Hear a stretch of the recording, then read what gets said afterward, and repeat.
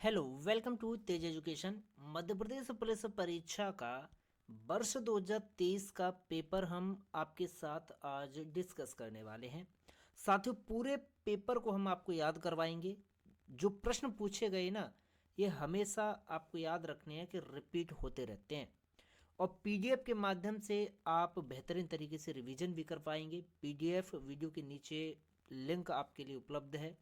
तो आइए शुरू करते हैं। सबसे पहला प्रश्न आपकी स्क्रीन पर है कि प्रति इकाई क्षेत्रफल पर लगने वाले बल को निम्नलिखित में से क्या कहा जाता है। तो आपको बहुत अच्छे से याद रखना है कि प्रति इकाई क्षेत्रफल पर लगने वाला जो बल होता है भाई, इसे कहा जाता है प्यारे साथियों आपका दबाव। ठीक है, प्रति इकाई क्षेत्रफल पर लगने वाला जो बल होता है वो क्या कहा जाता है, दबाव कहलाता है। अगला प्रश्न है कि सर्वाहारी कौन होते हैं भाई, जो क्या खाते हैं। तो आपको बहुत अच्छे से याद रखना है कि सर्वाहारी वे होते हैं जो पौधों को भी खाते हैं और मांस भी खाते हैं। ठीक है भाई, पौधे और मांस दोनों को खाते हैं, वे सर्वाहारी होते हैं, मतलब सब कुछ खा सकते हैं भाई। ठीक है, वे सर्वाहारी कहलाते हैं। अगला प्रश्न है कि एक पारिस्थितिकी तंत्र में कई खाद्य जाल बनाने के लिए जुड़ी हुई है। तो आपको बहुत अच्छे से याद रखना है कि पारिस्थितिकी तंत्र में कई खाद्य जाल कई खाद्य जाल जो है एक खाद्य जाल बनाने के लिए जुड़े हुए होते हैं। ठीक है भाई। अगला प्रश्न है आपकी स्क्रीन पर कि निम्नलिखित में से किसमें खुले संवहनी बंडल होते हैं जो एक वलय में व्यवस्थित होते हैं। तो यह है साथियों आपका द्विबीजपत्री। ठीक है, द्विबीजपत्रियों में जो है खुले संवहनी बंडल होते हैं। किन में होते हैं भाई, द्विबीजपत्रियों में।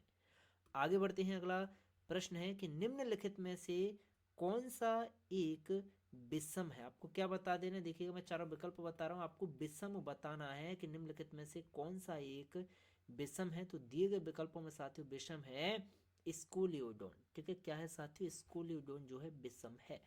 अगला प्रश्न है कि निम्नलिखित में से कौन सा सिंथेटिक फाइबर का लाभ नहीं है। चारों विकल्प आपकी स्क्रीन पर है, तो आप याद रखिएगा कि सिंथेटिक फाइबर का लाभ नहीं है साथियों आसानी से शिकन। ठीक है, इसके अलावा फाइबर मजबूत और लोचदार होते हैं जो इसे उछलने के गुण देते हैं, ये विशेषता है। ठीक है, सिंथेटिक फाइबर की कपास जैसे प्राकृतिक रेशों की तुलना में अधिक समय तक रंग और चमक मिलता है भी सिंथेटिक फाइबर से। और सिंथेटिक फाइबर जो होते हैं वो पेट्रोकेमिकल से बने होते हैं और ये बहुत लंबे समय तक जो है पर्यावरण में रह सकते हैं साथियों सिंथेटिक फाइबर से। ठीक है, ये सिंथेटिक फाइबर्स की विशेषताएं हैं तीनों। ठीक है, चलिएगा नेक्स्ट प्रश्न है कि ऊष्मीय मान का जो एसआई मात्रक होता है वो निम्नलिखित में से क्या होता है। तो आपको याद रखना है कि ऊष्मीय मान का एसआई मात्रक जूल प्रति किलोग्राम होता है। नेक्स्ट प्रश्न है कि एक अम्ल, क्षार या जेलाटिन या फिर गैर न्यूटोनियन द्रव एक ठोस और तरल दोनों की तरह कार्य कर सकता है। तो साथियों ठोस और तरल क्या है? ठोस और तरल दोनों की तरह कार्य जो कर सकता है वो होता है साथियों कौन, गैर न्यूटोनियन द्रव। ठीक है भाई, विकल्प सी इसका सही जवाब है। क्लियर, आगे बढ़ते हैं। चलिएगा अगला प्रश्न है कि मूंगफली के पौधे के कौन से भाग का उपयोग तेल बनाने में भाई किया जाता है। अच्छा प्रश्न है, तो याद रखें मूंग, देखिए ये तो सभी को पता है भाई कि मूंगफली से जो है तेल निकलता है, लेकिन मूंगफली के पौधे का कौन सा भाग होता है जिससे तेल निकाला जाता है। तो याद रखना भाई बीज होता है। ठीक है, मूंगफली के जो दाने होते हैं भाई वो क्या है, बीज होते हैं। ठीक है, उन्हीं को खाया जाता है, उन्हीं से तेल निकाला जाता है। चलेगा नेक्स्ट प्रश्न है आपका कि भाई पौधों में पानी और पोषक तत्वों के परिवहन के लिए संवहनी ऊतक को क्या कहा जाता है। जो पानी का और पोषक तत्वों का क्या करता है भाई, परिवहन करता है। तो भैया पानी का और पोषक तत्वों का परिवहन जो करता है उस संवहनी ऊतक को भाई जाइलम कहा जाता है। क्या कहा जाता है भाई, जाइलम कहा जाता है, जो पानी का और पोषक तत्वों का परिवहन करता है। लेकिन फ्लोएम क्या करता है भाई, ये भोजन का, ठीक है, भोजन का परिवहन करता है। ठीक है, आगे बढ़ते हैं अगले प्रश्न की ओर। प्रश्न है कि भाई मानव कंकाल जन्म के समय मानव कंकाल जो है जन्म के समय लगभग भाई कितनी हड्डियों से बना होता है मानव का कंकाल? तो जब जन्म होता है व्यक्ति का या बच्चों का, तो भाई मानव का जो कंकाल होता है ना भाई, ये बना होता है लगभग लगभग 305 हड्डियों से। कितनी भाई? 305 हड्डियों से। अगला प्रश्न है कि संतुलित आहार चार्ट के अनुसार निम्नलिखित में से किसका सेवन सबसे अधिक मात्रा में भाई करना चाहिए? बहुत अच्छा प्रश्न। तो आपको याद रखना है कि संतुलित आहार चार्ट के अनुसार सबसे अधिक मात्रा में सेवन साथियों अनाजों का करना चाहिए। किसका भाई? अनाज का।